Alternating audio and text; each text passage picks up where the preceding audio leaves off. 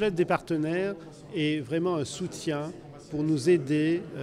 sur la recherche en cancérologie sur des projets précis. L'année dernière, grâce à leur aide, on a pu recueillir des fonds pour acquérir un CITOF, qui est une nouvelle technologie de recherche sur l'analyse des tumeurs de façon complète. Et cette année, on va leur demander de nous soutenir pour avoir un starter sur cette nouvelle technologie d'intelligence artificielle appliquée à l'IRM radiothérapie, de façon à pouvoir montrer que Montpellier a déjà les compétences et peut attirer des compétences internationales en termes d'intelligence artificielle, de façon à lancer le projet. Et après, ce projet va s'autonomiser, va récolter des fonds par les appels à projets et va permettre à Montpellier, encore une fois, dans ce domaine de la cancérologie précisément, d'être un des leaders.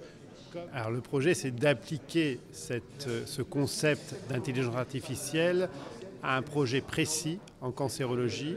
de personnalisation du traitement de radiothérapie. Et ce, grâce à une opportunité, c'est que nous allons acquérir cette année, pour être fonctionnel dès le début 2019, une nouvelle technologie de radiothérapie guidée par l'IRM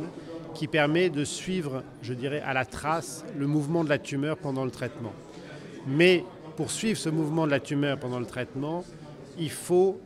beaucoup de présence humaine, d'arrêt de la machine, de recontourer l'image. Le projet d'intelligence artificielle, c'est de rendre totalement automatique ce processus de suivi de la tumeur et de le rendre encore plus précis que ne peut le faire l'œil humain par le biais de la machine. Oui, honnêtement, j'ai un gros espoir sur les tumeurs qui actuellement ont un pronostic défavorable sur le pancréas et certaines localisations du foie, parce qu'elles ont besoin de plus de doses que ce que l'on fait pour pouvoir diminuer et disparaître. Et sans ce contrôle d'imagerie et sans cette adaptation au quotidien, on a du mal à augmenter les doses parce qu'on traite trop les tissus sains. Et ça, il faut vraiment réduire cette marge, diminuer la dose de tissus sains, pas de séquelles, et augmenter la dose et donc plus de guérison. 3 dates, début des travaux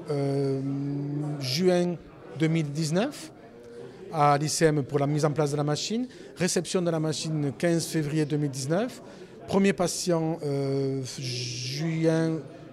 mai-juin 2019 et entre-temps création de